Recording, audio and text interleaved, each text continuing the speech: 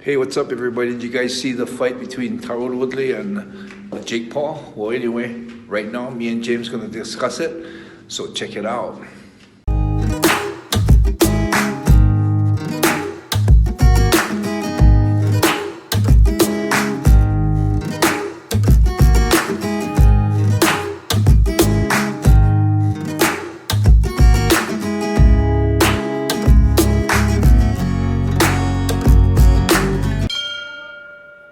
What's up, everybody, and welcome back to the Yamatodamashii podcast. Today, we're going to be talking about the Tyron Woodley versus Jake Paul fight, given how much attention it's going on. And we want to talk a bit about this or YouTubers fad as well. So there's lots of questions that I'm sure people want to know what Enson thinks about the fight. So I guess, Enson, first of all, where are you right now? Where did you watch the fight? I'm in Las Vegas. I actually ordered it on pay-per-view. I think I paid like $65 to watch it. Yeah, so I ordered it on Showtime, and I mean, I'm about supporting the sport, even if it's boxing. So I ordered and I watched it on my computer. Yeah. All right. I watched all the fights. In fact, it was all pretty good, man. Yeah, it was over here in the UK. It was like it cost about sort of £16, so that's what, like maybe $20. Oh wow! Yeah.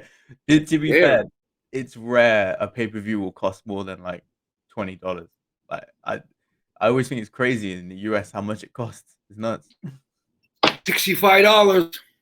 But most of the UFCs are included on BT Sports, so you kind of pay like a subscription. They're all sort of chucked in, unless there's like a McGregor fight that usually costs. Oh, you gotta pay for that, yeah. So I watched it. So I watched it on my computer in my room. Cool. So just before we get into like the whole sort of YouTubers and how it sort of affects the sport and what your general thoughts on it, what did you actually think of the overall fight? What did you think of Tyron Woodley's performance against sort of Jake Paul? I think Tyrone Woodley actually has more skill. I think Jake Paul is more accustomed to boxing, the way he was using his jab and his combinations. But I think Tyrone Woodley, I think, probably has more power. Although he was smaller, he's a lot faster. I think his punches had better, his straight right and his hook was a lot more crisp. But I think the big problem with that whole fight with Tyron Woodley is people are saying that he's washed up, and so I don't think he's washed up. I mean, he's still good. It's just that I think a big priority on his list in the fight was not to get knocked out. Mm-hmm. Winning was all a big priority, but I think more than winning, he was more concerned about not being knocked out. That's why he wouldn't engage. That's why he kept the distance. Every time Jake Paul feinted or jabbed, he would step back and make distance so he can't be touched.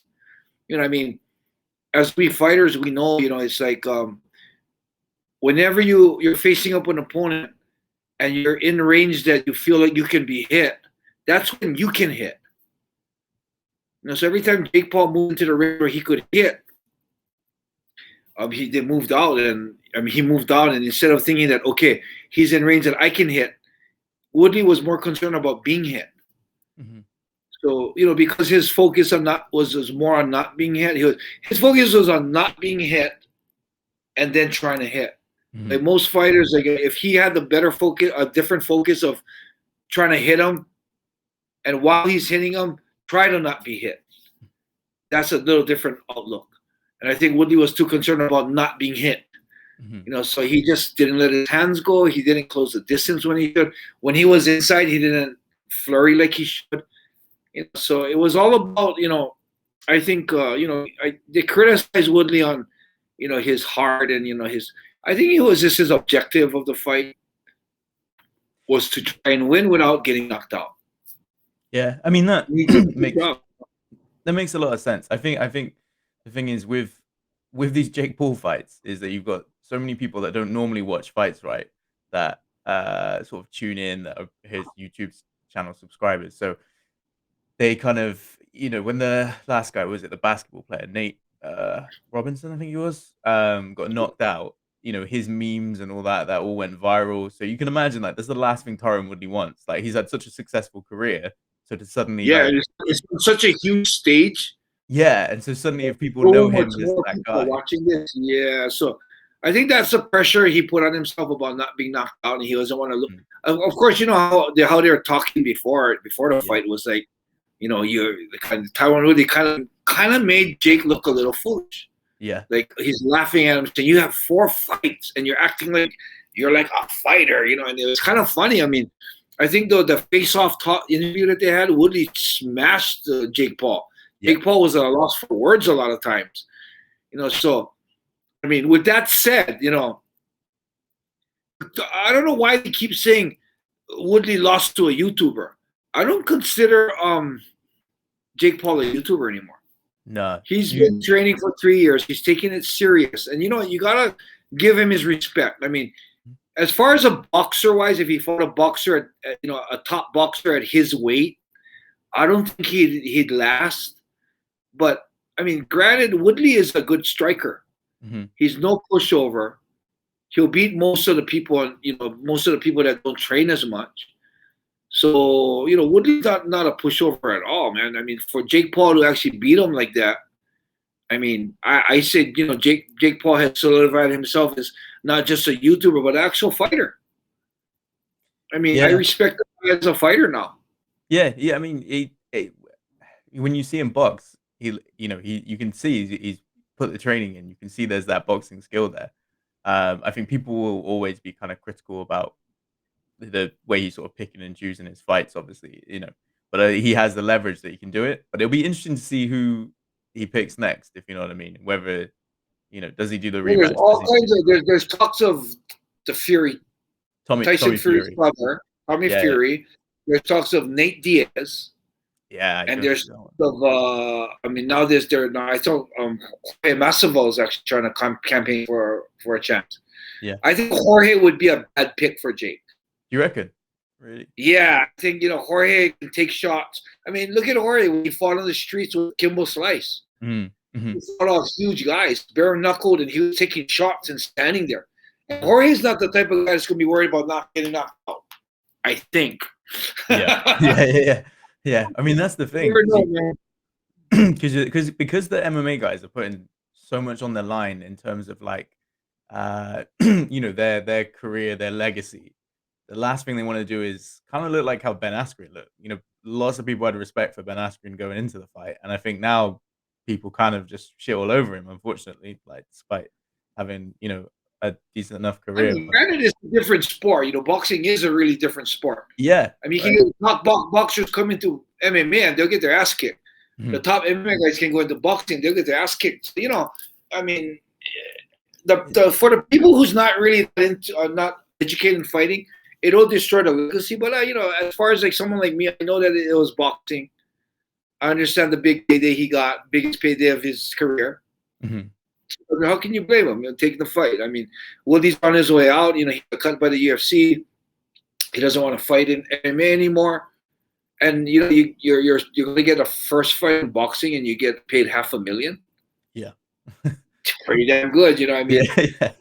But what did you think about that shit after where he was trying to Okay, who did you think won it?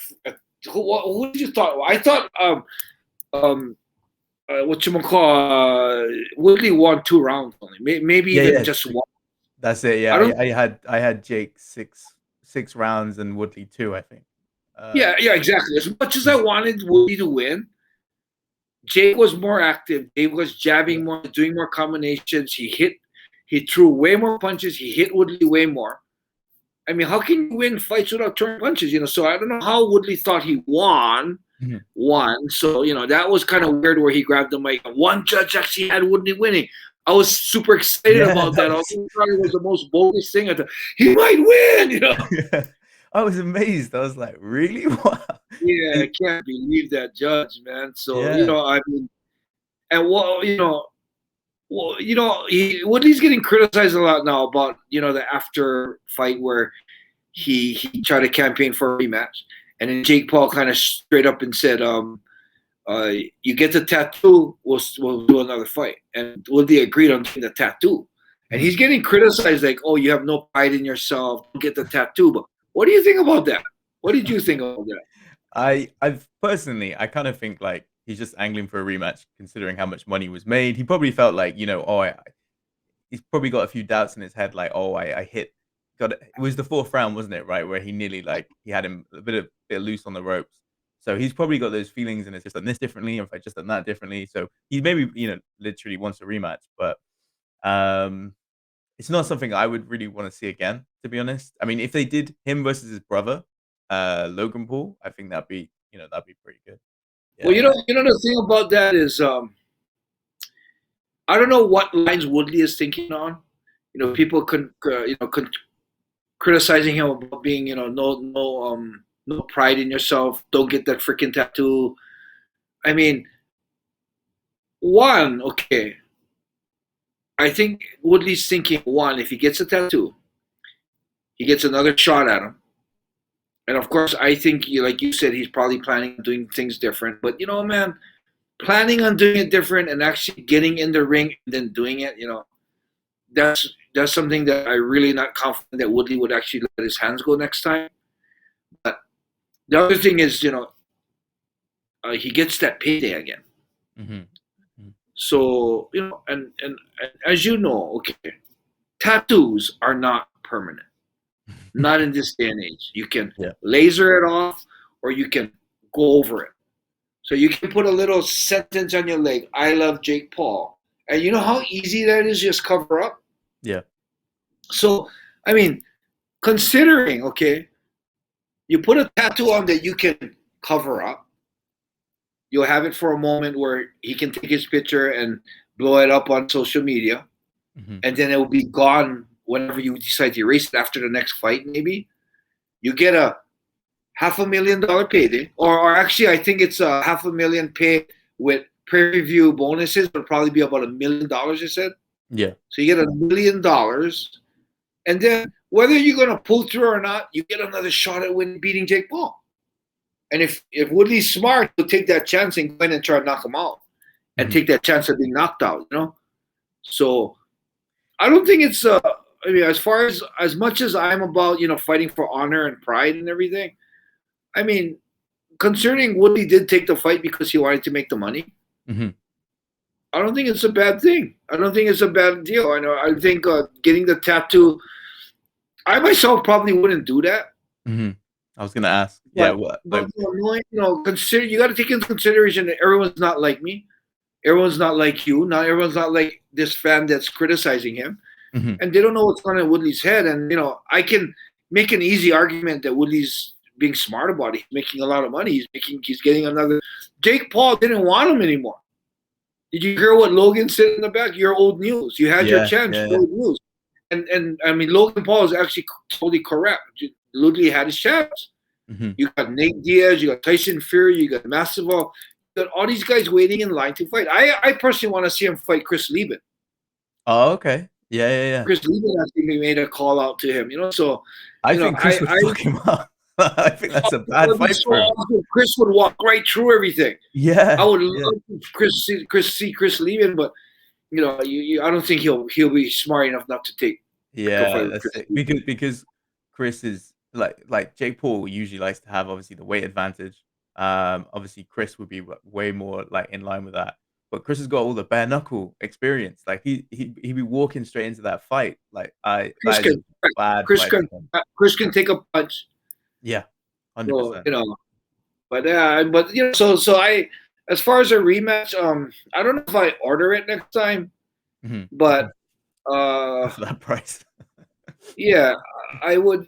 But I can see what Woodley's doing. I wouldn't be able to criticize him. Hey, Woodley's being smart. If he gets that, puts that little tattoo on, gets another fight, win or lose, look like a loser or not, it doesn't matter. He's going to walk with $2 million.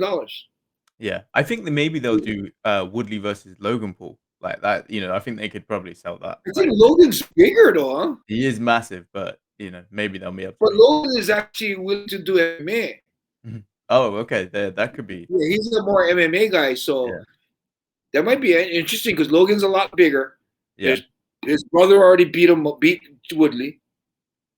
Take him on MMA, man. Yeah.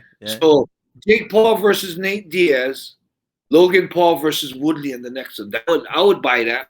Yeah, I don't know how the contract will work because I can't imagine Dana's gonna let Nate Diaz be like, yeah, just go take this fight, like True, true. Yeah. Well, I think basketball too, you know. yeah, same with Masvidal. I think it's gonna be Tommy Fury, because he's not very well known over in the US. In the UK, he is super well known. So Yeah, he's some kind of reality star. Yeah. yeah, man, he was on this reality show called Love Island, and in the UK, it's like it's the biggest thing. It's the equivalent of like Survivor or any big reality show that Oh, or in wow. Japan they had like Terrace House, right? That was a big deal. Yeah, yeah. Like, Oh, yeah, I didn't even know that. When they yeah, said that about him, I was like, oh, reality star. yeah, yeah. So I think he was on it last year or the year But before, he's a 2019. good boxer though. Yeah, yeah, yeah. And obviously being part of the Fury family, he's sort of been training, I think, his whole Yeah, life. yeah, So, yeah. but some of his competition he's faced is not the best. Yeah, Lots of that's what I hear. It was kind of been criticized. And then the guy he fought was an MMA fighter that didn't really have a career in boxing and one loss in boxing. yeah, yeah, I exactly mean, right. but the guy could fight, so it wasn't like Yeah. he fought a total slouch. Mhm. I mean, considering Tommy Fury is a quote unquote boxer Yeah. and That, a lot bigger than the guy, I guess he had the pressure on him he had everything to lose. Yeah, he had to knock this guy out. So yeah, exactly. I don't know. That was interesting though. Yeah. So let's rewind a bit. So say you're back in the sort of twilight of your career, maybe just sort of post Pride days, and maybe either Pride or someone else offers you, a a big fight to fight a famous YouTuber. Maybe obviously YouTube wasn't a thing really as much back in sort of 2003, but or maybe like some sort of celebrity fight. Would it interest you in doing that sort of fight where you were facing a guy that didn't really come from an athletic background, but you knew it was like a big sort of money on a big stage? Would that sort of fight would have interested you when you were sort of at the twilight of your career? No, not at all. Mhm. Because I wasn't fighting for money. I was fighting to test myself. So if I didn't think the guy would test me, I wouldn't take the fight. Like if Jake Paul offered me a fight back in the day, yeah, I don't think I'd take it. No. I wouldn't be interested because I wouldn't think it'd be something that would teach me something about myself in the ring. So, that's it might be stupid because I might be missing a huge payday, but I mean my objective wasn't for money. My objective was to test myself and fight for my honor. And I didn't think that would be considered fighting for my honor, fighting some, guy that's not a true fighter. Mhm. Whether I could win or lose, if I really thought that I could, like if I were to consider myself, like Woodley, being in the sport, although it's not boxing, but it is a combat sport for that much longer, I wouldn't think that he would have a chance. So I wouldn't think that I'd be pushed to a type of limit that I would want to learn about myself. So yeah, I wouldn't take it. I Mhm. wouldn't. So what about obviously with a lot of the MMA guys, they're sort of transitioning into the boxing world. We see that there's going to be Tito versus Anderson Silva in boxing. Would that sort of thing appeal to you if the right offer was there? Sort of go into purely boxing or purely maybe a K1 fight. Would that sort of thing? Do you think in something that you might have considered? I was actually trying to do that at the end of my career. Really? So I felt that MMA. I felt like there was nothing else for me to learn in the ring. I felt real comfortable in the ring. After the Igor fight, I thought there was nothing else that would bring me the adversity that Igor did. So I wasn't interested, but I did want to get in the Muay Thai ring once, and I did want to get into the kickboxing ring once. So first, I was trying to do a Muay Thai fight. So I talked to, rest in peace, the late Santi Inoue, Mhm. and he actually had me to be fighting. They have a big event I think in I want to say January of every year, the King's birthday. And there's they say that over 200,000 people come to watch the fight, but not necessarily because there's 200,000 people. It's a huge festival in the park. Right. John Wayne Parr has fought in a lot. I've actually watched John Wayne fight in a couple times. Mhm. And there's like shows, songs, everything. And there's a ring in the middle of it. Wow. Yeah, so there's 200,000, over 200,000 people in the park. The king's palace is lit up, and it's like a performance for the king. So I was actually contracted to fight on one of those. Mm-hmm. Went into Thailand, moved to Thailand to train for it, and on the second week of training, I hurt my knee. Shit. So my student Ricky, one of my students, took my place. Okay, cool. Yeah, so I actually was contracted. I did want to get in the ring. I didn't think I could win, but I thought I wanted the experience to test myself. So Yeah. I did want to do that. And after the knee went real bad, so I couldn't heal it. And as I got older, I just thought, it's time to close the door. Mm-hmm. But that never happened. I did want to test myself in those two rings and have that opportunity, but I never did. So yeah, to answer your question, yes, I would love to do that. Oh, that's cool. It's interesting that at least if you hurt your knee, but you still were kind of a part of it with one of your students fighting in it, right? So yeah.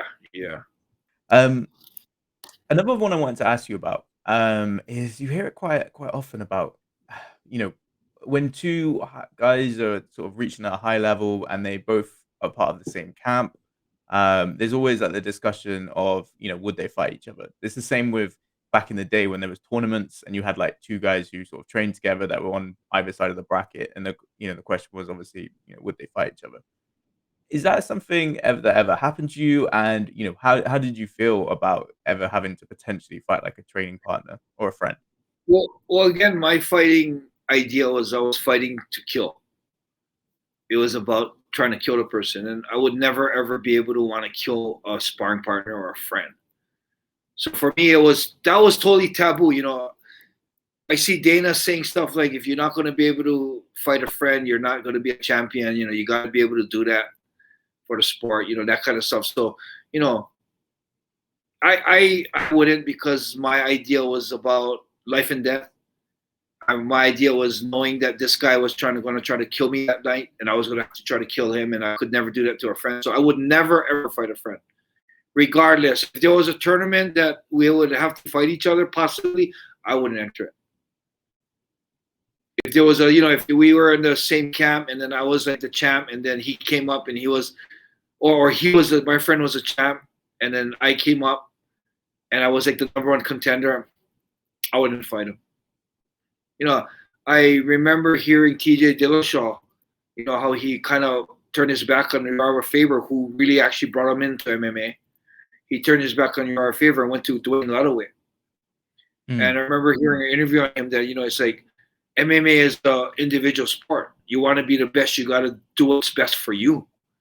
So he pretty much said that, hey, what I did with Uriah Faber is because I needed to do what's best for me, and I'm the most important person. Looking at his mindset, he wants to be the best fighter in the world, and that's the most important thing to him. I agree, he did the right thing. But for me, the most important thing wouldn't be being the best fighter in the world. The most important thing was to keep my honor, keep my loyalty to people.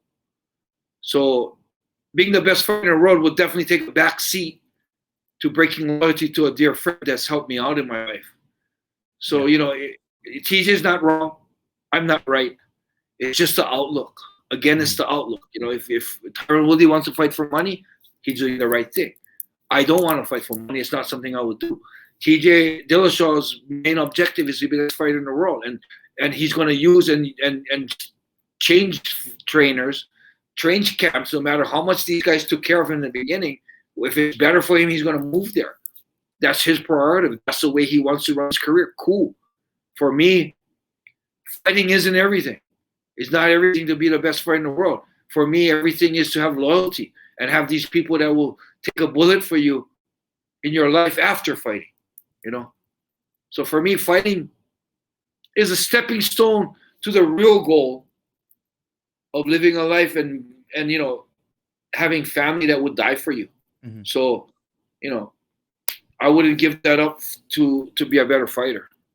So, that, it's kind of like that outlook, it's a little different, So for me, my fighting, the reason behind my fighting wasn't anything like, the fighters are today. So that's the reason why I would never fight a friend. I would never ever fight a friend or even consider fighting a friend. Yeah, no, that to be honest, that makes complete sense in my eyes. I mean, I've always believed that your friends define you. So I Mm-hmm. totally get. I could never imagine. You know, Yeah, it I doesn't agree. matter the amount of money to do that sort of thing. And if someone like Dana White, who I really respect, is going to say, "Well, you'll never become the best in the world," then so be it. I'll Yeah, never become best in the world. But you know what? If I have a bullet coming at me in slow motion and it'll take 2 days to get to me, I guarantee you, no matter where I am in the world, I have more than a dozen people mhm, right here in my room willing to take the bullet in front of me. yeah, You know, how many people can say that? yeah. No, it's so true, so true. So just while we sort of wrap up this episode, just generally sort of going back to the whole sort of YouTube fad, is this it's been growing now for what, like 2, 3 years? Everyone's sort of, it's like Unreal. Look, we're on YouTube right now. yeah, yeah, That's why, because YouTube's something you have to do now. yeah, exactly.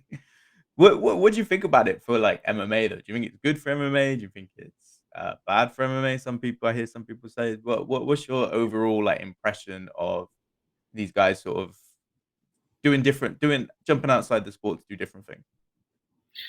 I think it's good. I think it's good for it, man. Mhm. I mean, look how much exposure they're bringing to MMA. You know, all these Jake Paul fans see Tyron Woodley now say, "Oh, he was an MMA champ." What is this MMA thing? You know, all these geek guys that don't even ever watch MMA. Mhm. I mean, mixed martial art is a big sport now, but I mean, you walk into, I actually met a real estate lady the other day to look at a property here, and the lady tells me, "My husband loves to watch fighting. We love MMA. We watch MMA and UFC." So I'm like, "Oh, she watches MMA and UFC. UFC is part of MMA." Yeah. And then she goes, "Yeah, he loves Conor McGregor, and I love Pacquiao." I'm like, "Oh." So Great. you know what? When I heard that, I was thinking, "Wow, MMA is huge, but you know what? It's still not, you know, Yeah. like a major sport where people understand it. Yeah. You know, Definitely. exposure that Connor has given, doing his shit talking and whatever that I don't really like, but it's for the sport, man, is huge. You know, Jake Paul, what he's doing for the sport. You know, I think it's all a farce where he's saying he's trying to do it for the fighters and call out Dana White. I don't think that's really his objective, but fuck the eyes that he's bringing to the sport. Mhm. I mean, it can't be bad, man. You know, whether they're calling it a circus or he's fighting retired fighters or not. Hey, you know what, man? It's bringing eyes to the sport. For me, I believe that it's a really good thing. And guys like Askren was retired, had back surgery, was Mhm. pretty much done. Got a half a $1 million payday. Yeah. Yeah, yeah. I mean, great. I mean, Askren did so much for the sport. Yeah. MMA. I mean, hey, come on, they reward the guy. Tyron Woodley's on his way out. Mhm. He wants to try boxing now. He was a very awesome champion, great champion when he fought. Mhm. Shit, hats off to him, man. He's gonna get $1 million paycheck, possibly $2 million paychecks. Why not, man? I mean, Mhm. I don't knock it. I don't knock it at all. I mean, their objective is to make money. Fucking all blessings to them, man. Yeah, I mean, I like seeing, like legends of the sport when even in the sort of twilight period. I've always, when people sort of used to give criticism to Bellator for signing guys that, were big names in the UFC that got cut. I never understood it. It's like you were fans of these people just because they're not performing at the highest level they once were. Why can't you still enjoy their fights, you know? Yeah, they're still good fighters. Yeah, exactly, right? And They're still good fighters. so I don't know. I never understood it. Because you can watch UFC, yeah, at the highest level. On Saturday they had the guy from Georgia, Giga, the kickboxer versus Yeah, Edson that was a Barboza. crazy fight. Brilliant fight. That was awesome. You could tell that's like sort of at the highest level in the featherweight division. So that exists, but it's fun to sort of have things outside as well. It's fun to sort of see guys in the later parts of their career still go. What can they do? So I'm all for it. If Chuck Liddell says he's fighting tomorrow, I'm watching it. Oh, wait, Chuck's fighting? No, I don't know. I'm just speculating. Chuck will Oh, never. Chuck's always like on the edge to doing something again. So, like Tito and Anderson, I'll watch that. I want to see those guys. I want to see what they're up to. And you I know what? hopefully more people sort of get You that. know what? Those, especially like Tito and Anderson, so they've done so much for the sport. Yeah. I mean, if we pay for their pay-per-view to watch them, we're supporting them. Hmm. I'm more than happy to support them. Yeah. Definitely. Yeah, and this the thing that always surprises me is that people act like some of these freak show fights, as they call them, are new things, and it's like these have been around since day one, right? I mean, you must have. Antonio Inoue, Muhammad Ali. Yeah, exactly. That predates everything. Yeah, You must have yeah, seen it firsthand, right? When like Bob Sapp came into Pride, he came in like what the event after your fight with Nogueira, I think. yeah. Um, They bring Akebono in. They yeah, brought, so it's a huge history of it, but I love it. It gets me, I'm always interested to see these weird fights and see what happens next. I'm the very one that people would think that would be against it because I was the way I fought for honor and pride, and it was a martial art instead of a show. But Mhm. you know what, man? You got to be real understanding. Ready to move with the times. And if I'm gonna stand on this whole mindset of martial arts honor, I wouldn't enjoy mixed martial arts today. Mhm. So I'm turning that you know turning down that fire and starting this new fire on the entertainment of MMA. And you know what? I'm enjoying it. Mhm. I enjoyed watching Connor, fight Floyd. You know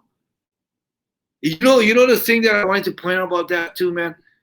Look how hard a time Tyrone had with Jake Paul. Yeah. Now, after seeing that, now Mhm. don't you like Connor? What he did with freaking Mayweather? I know, right? After seeing that, I'm like, holy shit! You know what? You gotta give Connor way more credit, man. He went with the best in the world, and he didn't look that bad. He looked pretty good. You know what I mean? Yeah. Yeah. Floyd carried him. Floyd didn't go as hard, maybe, People but say still, that, right?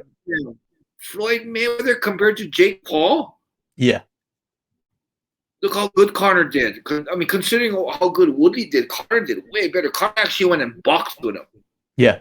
Yeah. You could definitely, and yeah, I think if you look at the output, it's probably night and day different, right? I mean, yeah, to be fair to Woodley, Connor was way bigger than it's the opposite. Yeah, Connor Yeah. was way bigger than Floyd, and Woodley was way smaller than. So one of No, it those comes. things.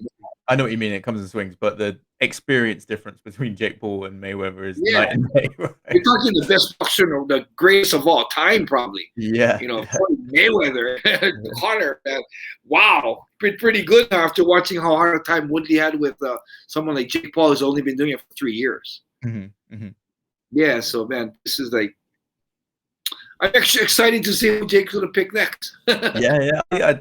Like I said, I can't wait to see sort of what sort of fights get announced next. Let's see. I'm sure Ryzen maybe after someone soon, right? That's probably like a big one down the line. Rising is actually in talks with Logan I Paul. thought so. Yeah. They've already like flew in their private jet to go to Florida to talk with him before his fight with who did he Mayweather. fight? Mayweather. Mayweather, yeah. Mhm. So they went to watch that. They went to talk about that fight. So they're already the promoter Saka Kibata is Mhm. already meeting with Jake Paul. So there's talks happening. Okay, that's interesting. Oh, I'd like to know who they're gonna sort of match him up against, but Yeah, I know. I want yeah, to see that too, man. yeah. Maybe I'll Cool. get in shape, huh? You do it, man. Do it. Take that payday. Yeah, no shit, huh? Oh man, awesome. Right. Well, Right. let's wrap this up. So thank you everybody for watching. Enson, any parting words before we No, leave? man. Thanks you for watching. Again, I know my sound is not as good, but when I get back to Japan, Sarah already purchased some mics and some earphones, so we'll get better sound out of it. So bear with us, guys. Yeah. We're gonna slowly get better. We're getting better with the way we speak, and James doing super good the introductions and stuff. So we're on a roll. Gonna get better sound when I get back to Japan in a couple weeks. So thank you for viewing. Follow, subscribe, and add all your comments. And I look at every single comment, answer every single comment. So if there's a answer that needs to be done, I'll answer it. So thank you everyone for coming by, and thanks for staying up, James, and waiting to do this. It's cool. If anyone hasn't seen any of the previous videos, this is your first time watching, just check them out. We break down Enson's career. We talk all sorts of topics. We do stories about wild nights out, fan Q&As. So if you haven't seen them, check them out. They're awesome, and we're going to keep pumping out content. But yeah, thanks, Enson, for today, and we'll talk to everyone again soon.